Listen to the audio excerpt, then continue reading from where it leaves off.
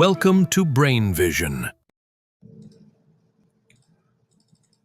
The position of the student is just her top speed, 5.0, times the time she is running for.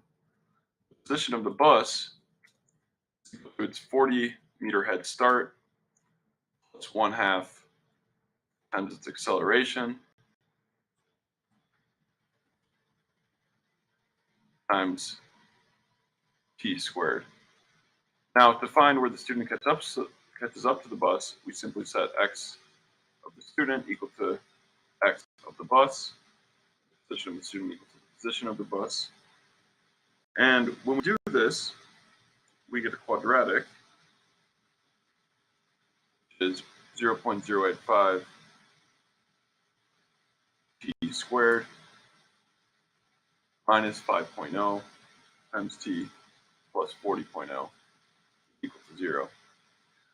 Then, using the quadratic formula and solving, we get two solutions, as we do with any quadratic. One of them is 9.6 seconds, and the other 49.3 seconds. And we want to just find the first time that she catches up to the bus, so we take 9.6 seconds. So it takes her 9.6 seconds to catch the bus. Plugging that into her distance equation, distance she travels in 9.6 seconds, simply equal to 9.6 times 5, which is 48 meters. That's part A. Now we want to find the velocity of the bus when the student catches up to it. So the velocity of the bus when the student catches up to it, use the final velocity is equal to the initial velocity plus acceleration times time. The bus doesn't have any initial velocity, so its final velocity is just its acceleration, which is 1.170, times the time we just found in part A, which is 9.6 seconds,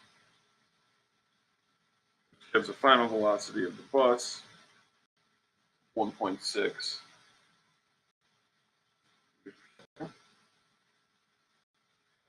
So part A, part B. Now, C asks us to draw the position versus time graph for both the student and the bus. And that's going to look like this. So if we put time on the x-axis and position on the y-axis, the student's position, they start from rest so and they don't accelerate. So all they have is a velocity. So their position versus time graph is going to be linear. So it's going to look like this. Now the bus's position versus time graph. Well, the bus starts at 40, so it starts a little bit above 0, unlike the student. And it's going to be a quadratic curving upward. It's something like this. That curve too much. Let me draw a little better. More like this. All right, so notice that there's two intersections. These correspond to the two times we found in part A. The first intersection is at 9.6, but then the bus keeps accelerating, and eventually it overtakes the student again at 49.3 seconds. Okay, that's part C. So then part D then asks, what is the bus's velocity at the second overtaking point? So, and again, the significance of this is that even the student is moving at a linear constant velocity while the bus's velocity keeps increasing. So eventually, even though the bus gets passed, it'll eventually catch back up to the student and pass the student. So part D then is what is velocity at the second time of the bus. That's simply going to just be 1.70 times the second time we found in part A, 49.3. The final velocity The second time of the bus is 8.4 meters per second. Okay, now we're told if the student's top speed is 3.5 meters per second, will she catch the bus?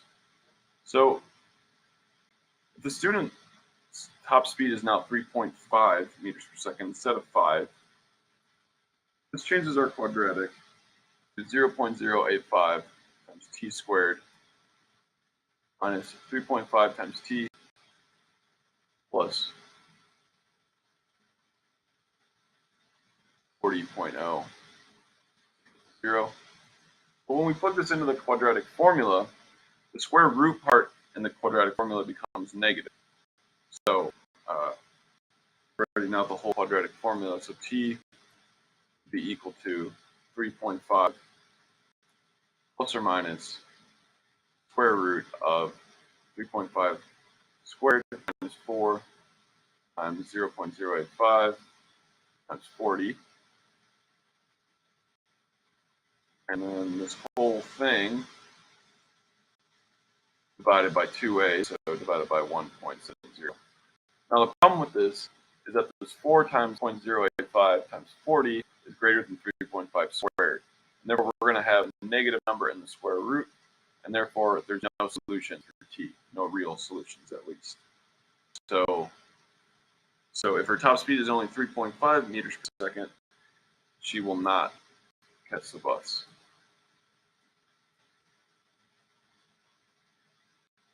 Okay. Finally, for part F, we want to find the minimum speed that the minimum top speed she needs to have in order to catch the bus. Well, that's equivalent to asking, what is the minimum b value? Remember, b is the 3.5 in the quadratic formula that we can have so that the square root is 0 or greater. So in other words, we want to find 4 times 0.085 times 40 and take the square root of that, because that will make this square root, this whole square root 0. So then we just want the square root of 4 times 0.085 times 40, which is equal to 3.7. Then the minimum velocity she can have to ever catch the bus is 3.7 meters per second. So again, we just need to find 3.5 almost got it, but 4 times 0.085 times 40 is 13.6, and 3.5 squared is less than that. Approximately 3.7 squared is exactly this 13.6, and so that's the minimum velocity we can have, and that's when this square root gives us a real answer. That's when the argument of the square root is greater than or equal to 0, is when the velocity is 3.7 meters per second. So, and then we to finish up part F, we ask, how long does she need to run at this velocity to catch the bus, and for what distance? So again, the distance she travels is just going to be 3.7 times t. And let's see, when we do this,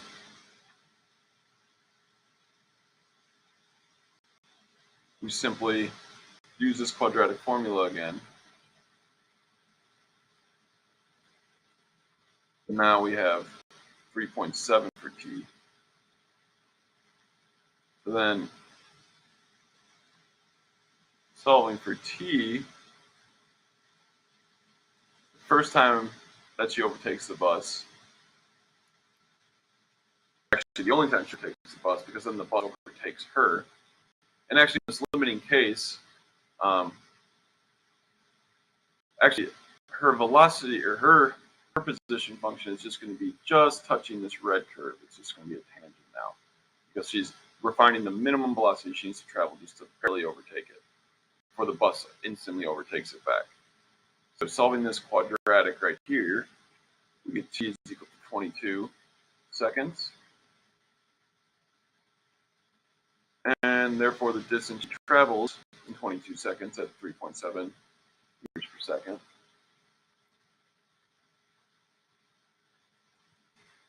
is going to be equal to 80 meters.